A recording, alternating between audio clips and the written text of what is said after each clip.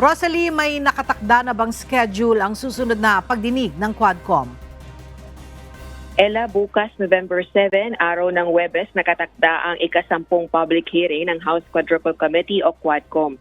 Bago ito ay nagpaalaala si House Assistant Majority Leader Representative Sia Alonto Adyong sa dating Pangulong Duterte na tuparin ang pangakong dadalo sa Quadcom hearing pagkatapos ng November 1 holiday. Dagdag pa niya, kilala ang dating presidente sa pagkakaroon ng palabra de honor at iginiit ang kahalagahan ng presensya nito sa pagdinig kaugnay ng umani extrajudicial killing o EJK sa anti-drug war ng nakalipas na administrasyon.